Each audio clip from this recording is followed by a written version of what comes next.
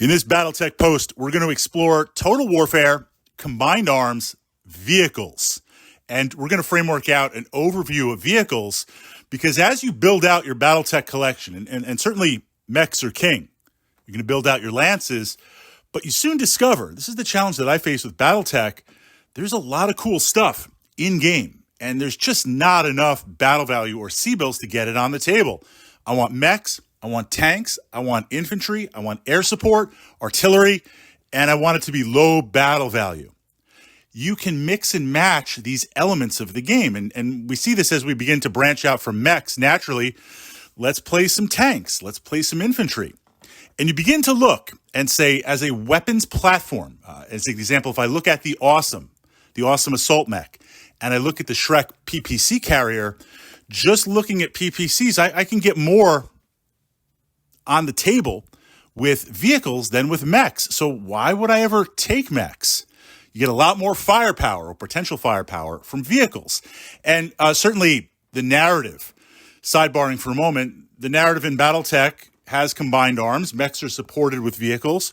You could, and I have run a just tank list, missing out on a little bit of mech awesomeness, but there have been some times I wondered what it would be like, or we're playing a campaign or a mission where we've got kind of conventional weapons fighting up against battle mechs, but usually it's a mix between the two. There are some primary differences that we need to be aware of. Otherwise, we're going to face that tactic of defeat on the hex map.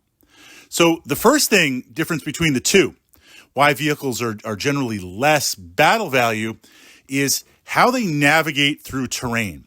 For the most part, if a battle mech is uninjured, no internal hits to the legs, and you don't have any kind of weird, wacky out there pilot skill type modifiers, you can move through most terrain without danger. Occasionally there'll be some modifiers that you might have to take a -1 or check something, but you can kind of go wherever you want. Mechs have maximum mobility. Vehicles take penalties, and sometimes more penalties moving through certain type of terrain, and there's certain terrain types they can't move through, but there's also the possibility of getting immobilized or having that affect the movement. So you need to be a little bit more careful and aware. The second aspect, and this is the primary difference between the two, is how critical hits are handled.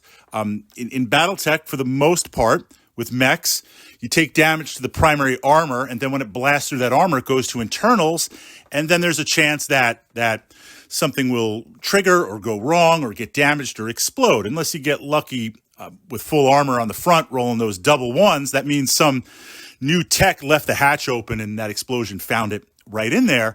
But you generally have to go through the armor before you get to these critical hits. And certainly, if you played any Battletech, you know crit hits can be an absolute game changer. Vehicles tend to take two types of critical hits. The first happens easier and more often. These are called motive hits. This idea that your vehicle has treads, has wheels, has hover balloons, whatever that's going to be. As you take damage, especially if it's from the side, usually from the side, this is where facing becomes very, very important.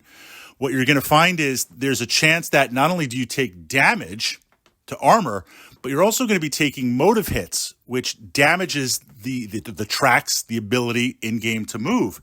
So you begin to cut down your movement speed very, very fast, sometimes to the point where it gets cut in half or it moves less and less. If you have some slower tanks, you might be moving 1 hex a turn.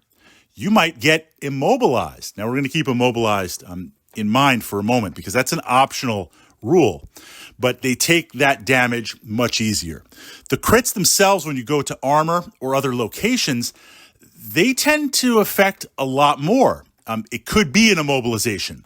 It could be a weapon destroyed. It could be a turret lock. If you have a turret, it gets locked in that position. So vehicles, just on their ability, even with heavy armor, they tend to take damage quicker, faster, and to be a lot more deadly with that. Facing is important. Now, certainly facing with a battle mech, it's important. I might have my left torso exposed to internals, and I want to kind of turn and make sure you're on my right side. Keep that side protected. We've got torso twist. We've got things like that. But for the most part, battle mechs with facing, It's about firing arcs and bringing your weapons to bear. With vehicles, if you have a turret, certainly you can do that 360, but there are a lot of vehicles that don't have a turret, or they'll have some secondary weapons in the primary hull. You want that facing, but hull down, facing forward. Forget about rear armor, not just getting rear armor, but side armor. You can get chewed through very, very quickly and take these motive hits, these internals, these immobilizations. Vehicles are very vulnerable to that. So that's why we begin to see in the beyond the weapons profile why these vehicles are significantly cheaper. That's not to say they're not effective. That's not to say that they can't hold their own or put the hurt or defeat battle mechs.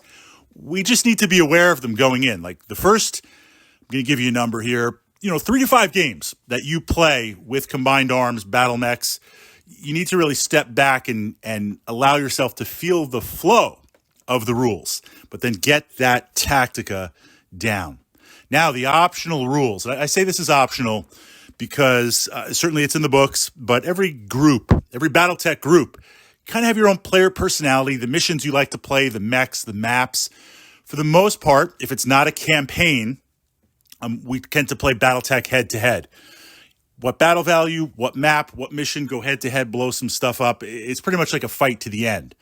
But that's not always realistic if we're talking about the narrative. We see this inner sphere, this idea of force withdrawal. Battle mechs are very rare. We don't want to join the ranks of the dispossessed, getting destroyed. If you can capture a battle mech or capture a mech warrior, that is extremely valuable as opposed to blowing it up. If you do blow it up, then the salvage teams descend and try to recover or grab and go with what you can. So there is a rule called force withdrawal, means if your mech goes to internals or takes critical damage to the point where it might be immobilized, destroyed, seriously threatened, what you will do with this is start to back off the table. You'll start to back off. And with this rule, it's not optional, although some players house rule it and modify it. But the rule is if you take that mech is going to walk backwards towards the closest table edge. Now, you can fire and you can do other stuff along the way, but the idea is in that narrative, Knights of the Realm, Knights of the Inner Sphere, you've taken some damage and you're withdrawing from the mission. Do mercs do that? Do you allow mercs to do that? Are we talking Inner Sphere? That's kind of within that framework. That is vastly different than playing where we're fighting to the death, smoking boots, you get blown up. I mean, imagine if you have an assault mech. First assault mech that comes to mind, one that I recently played, Cyclops. If you take that damage, Cyclops, not the most efficient assault mech. If we're playing with quirks in the battle computer, yeah, I mean, certainly there's better assault mechs, and I'm not disrespecting the Cyclops. I love playing it.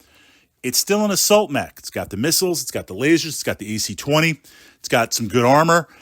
It can be on the table for quite some time if we're going head-to-head, blowing stuff up. But the force withdrawal, if I take that damage to internals, and now it's threatened, engine, gyro, things like that, I will start walking off the table. That takes a lot of battle value potentially out of the game. So we need to explore that. Vehicles now also have their own kind of force withdrawal immobilization rule. The idea is if your vehicle gets immobilized and you're playing with this, the crew abandons it. They jump out because they realize, look, we barely stand a chance as it is. If we get immobilized, every mech is going to be on us. We jump out, bail out, move on. The vehicle's effectively removed from the game. These are optional rules, but again, going into that kind of overall balance, like, yes, vehicles are cheaper. They can bring a lot of good guns to the table, and they've got some really, really, really interesting configurations. Case in point, recommendations for first vehicles to sidebar. Solid vehicles would be something like the Bulldog tank. Looking at, heavier tanks, looking at something like the Patton. For the lulls, what I would recommend jumping into, because remember your first, 5 or 10 games is figuring this stuff out. This vehicle, I've pushed up more Tactica to the Battletech playlist on my channel here. SRM carriers. Not much armor, but multiple SRM packs. and eating a face load of 40 to 60 real-time SRMs, that at close range is a deadly volley that few mechs can take or even want to take. So being able to play that, and it's very nuanced and certainly not the easiest mech, but your first 5 or 10 games, vehicle, your first 5 or 10 games playing that, you have that spirit of experimentation and no expectations. Allow yourself to learn. A vehicle like that, you find out very quickly, wow, this is a lot of guns on the table, a lot of damage, but I really can't mess up tactically using it. That is the balance. That is the difference between a mech, battle value, C-bills, tonnage, that qualifier, and vehicles. But being a miniature game, just when you think your collection is complete, you're going to do it. You're going to branch out into vehicles. And once you have a base of a couple of lances, I would recommend doing that. Even if you say, well, Fritz, my preferred way to play is 100% mechs all the way, vehicles add some spice, they add some tactica, and there's going to be some times to make things interesting where you do want to add them, and we want to be aware of how to deal with them. So that is the framework.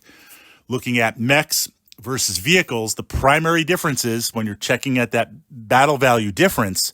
And then, of course, up here on the channel, Battletech playlist, we're looking at vehicles, specific infantry, going into the line-by-line tactica as you build your collection out.